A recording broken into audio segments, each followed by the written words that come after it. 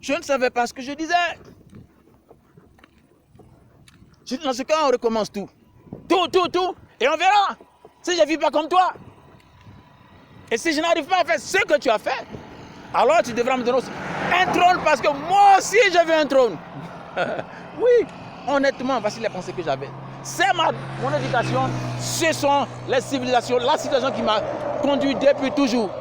Alors, pourquoi tu veux que j'aille quelque part où il y a 12 gars qui sont calés pour toujours? Pourquoi? Et jusqu'à... Parce que la vie finit pas là-bas. Donc ces 12 gars, ils sont calés là toujours, pourquoi? Alors que nous avons les mêmes prétentions. Qu'est-ce qu'il y a? Donc on recommence alors. Si tu veux te limiter à 12 gars sur les fauteuils, c'est ce qu'on nous disait. Alors donc moi, on recommence parce que je vais te prouver que je peux avoir ma place aussi là-bas. Comme ça, parmi les gars, tu enlèves un. Et puis j'aurai ma place. Ou alors tu te trouves une place. D'ailleurs, Paul, lui, tu as placé 12 places. Et Paul, lui, où est sa place? Mais c'est quand on recommence. Je disais des choses comme ça. Je ne savais pas que ces prières étaient impulsées quelque part pour me motiver. Hein? Et demain, quand je vais voir ces musulmans, qu'est-ce que je vais répondre à tout ça? Donc on recommence. Parce qu'il faut que je me fasse quelques musulmans. Je veux corriger. Ils vont apprendre. C'est qui connaît machin. C'est comme ça que je pensais, honnêtement, ma confession. Comment je suis parti d'un point en arriver plus tard à cette déconfusion dans mon esprit. Et c'est après, alors, que j'ai commencé à faire des expériences avec le Seigneur qui m'a manifesté sa présence sur plusieurs corps de l'idée.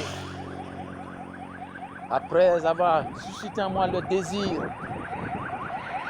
et ça a commencé à se révéler à moi comme une personne. Et puis, ensuite, comme une personne physique. J'ai déjà expliqué ça quelque part. Mais je me suis rendu compte qu'après cela, ma vie a basculé dans beaucoup de difficultés, de souffrances. Beaucoup de difficultés, de souffrances. Quand j'ai fini tous mes préparatifs. Et que j'étais prêt à commencer le ministère. Je me suis mis à préparer tout. Je me suis dit, dès que je pose la dernière pierre, je me fais les musulmans. Oui, parce que c'est comme ça que je suis. Je vais me faire jusqu'à ce que tous les musulmans ils comprennent ce dont il est question.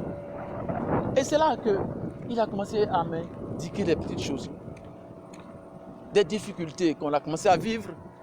J'ai commencé à vivre.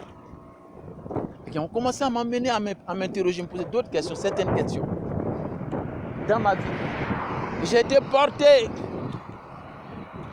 à lire le Coran pour davantage savoir ce qu'il en est des questions de l'islam.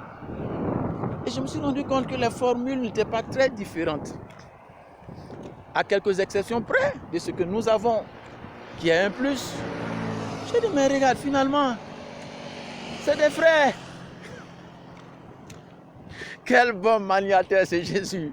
Je dis, mais regarde, on est des frères. Regarde ce que la Bible, le Coran dit. Regarde ce que, à quelques exceptions près, sur des questions qui ne sont pas fondamentalement différentes de ce que dit la Bible. Surtout la Torah, le Coran et machin. Mais il n'y a pas grande différence hein, dans ce que j'ai lu du Coran, dans les textes et les conseils et les consignes. Et j'ai dit, mais... Donc je suis en train de me former pour aller... pour aller faire rien du tout. Parce qu'il ne suffisait que de quelques ajustements pour que les pendules soient à l'heure. Et donc, j'ai compris là que Jésus-Christ m'avait conduit sur un chemin, mais qui plus tard allait m'aider dans mon approche stratégique de son œuvre, à savoir les éléments essentiels. J'ai été battu là par Jésus. J'ai commencé à rencontrer une succession de défaites, toujours face à Jésus. Parce qu'il utilisait toujours mes motivations, mes mobiles, pour me motiver au meilleur de moi-même. Et à la fin, je me rends compte que, mais regarde. Quand je lui ai dit, on va recommencer, j'ai vu que ma vie, beaucoup de choses commençaient à basculer. Tout a commencé à basculer dans ma vie jusqu'aux fondamentaux de ma vie. Mais quel maniateur c'est Jésus. Mais regarde, je lui ai dit, mais Jésus, regarde, mais on ne recommence pas comme ça. Mais regarde, avant, quand si j'ai dit on va recommencer, il faut que j'ai tous les éléments qu'il faut. Comme ça, je travaille, je fais ce qu'il faut. Comme c'est doit. Mais pourquoi j'ai tout perdu. J'ai perdu mon terrain. J'ai perdu l'espace sur lequel je travaillais. J'ai perdu toutes les ressources que j'avais. Et je suis revenu à un état de ma vie où tout semble être à 0, 0, 0, 0. Dans mes rapports, mes relations, mes habitudes, tout semble avoir été mis à zéro. C'est quoi? Jésus, c'est quoi? Et un jour, dans ma quête de Jésus, j'ai vécu une situation difficile pour laquelle je pensais avoir battu Jésus. J'ai traité Jésus de nul. J'ai dit, tu vaux rien, toi. Pourquoi tu as fait ça à un tel? Une telle qualité. Tu ne pouvais pas faire ceci ou cela. Et il m'a dit, mais tu sais que je peux te faire quelque chose comme ça? J'ai dit, mais je m'en fiche. C'est tout ce que tu sais faire. Tu n'as pas mieux à dire? Parce que tu es Jésus, si tu te trouves là-haut, tu vas comprendre ce que tu veux faire. Je te dis que tu es incapable. Parce qu'il y a mieux que de dire ça aux gens. Tu peux sauver.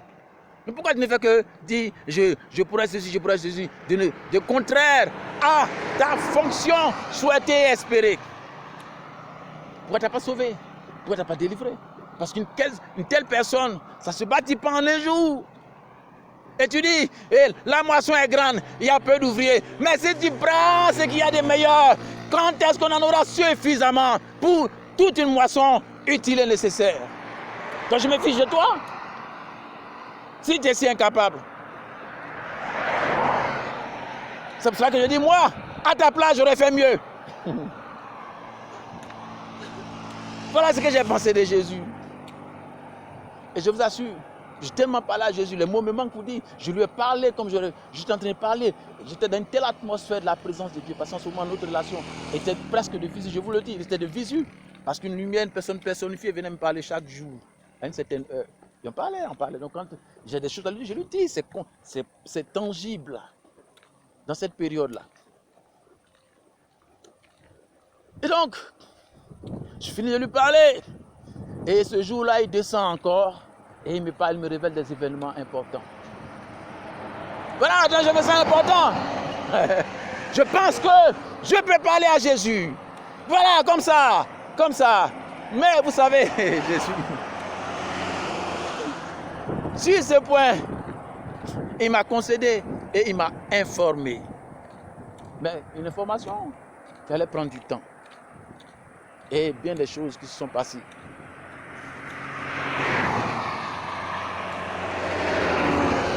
Mais avec le temps, il a commencé à éprouver tout ce que j'ai dit. Je lui ai dit en bon. Donc c'était un piège. C'était un piège. Tu voulais me pousser à réagir. Comme ça, tu dirais, voilà, tu as dit que tu ferais ce que j'allais faire. Et tu as dit que je dis, je suis allé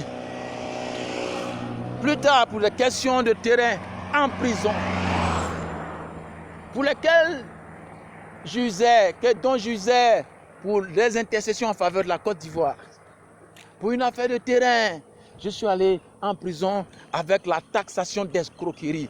J'étais frustré en moi, j'étais malade en moi. Et j'ai dit, je ne peux pas, Seigneur, finir ma vie avec une étiquette d'escroc en plus. S'il te plaît, pour une fois, Seigneur, alors je vais te demander une chose. Cette fois, donne-moi ta grâce. Et si je sors de là, je sors de ce lieu avec le blanchiment de cette mauvaise étiquette, plus jamais je vais douter de toi. Mais désormais, je vivrai seulement pour te rendre gloire. Regarde, un an jour pour jour après avoir fait cette prière, être entré dans ce lieu, cette prison avec toutes les souffrances, mais surréalistes, quand je suis sorti de prison.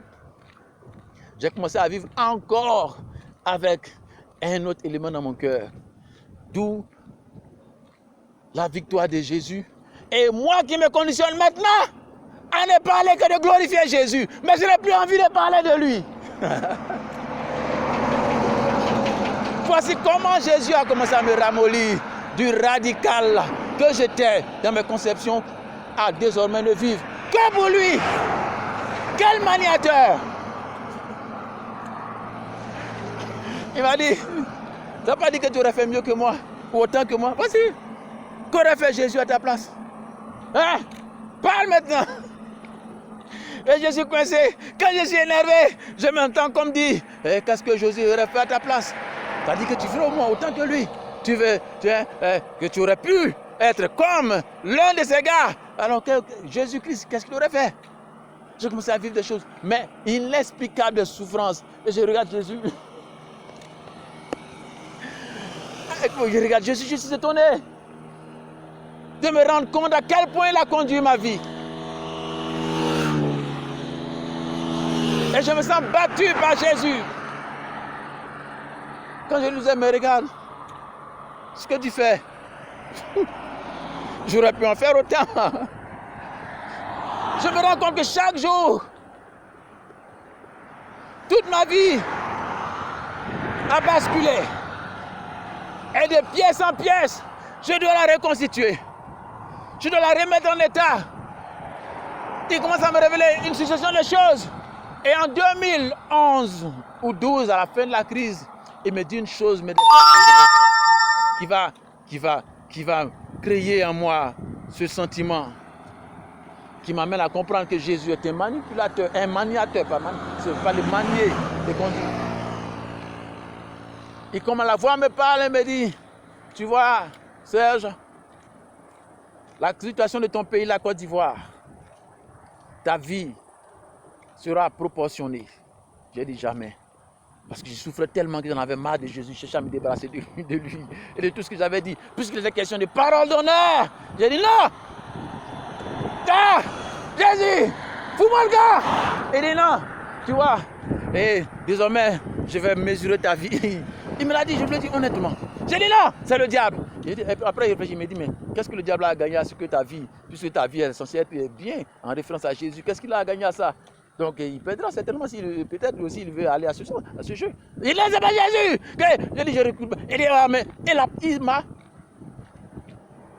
dit ces paroles et a fini par vouloir en faire une question de débat. Et j'ai zappé. Mais, et de plus en plus, l'esprit, mon âme, mes pensées, j'ai dit non, je ne peux pas être barométré comme ça. Comme s'il dit, il me disait, regarde, tu vois, ta vie sera proportionnelle à l'évolution de la vie de ta nation. Je vais arrêter là. Question de téléphone.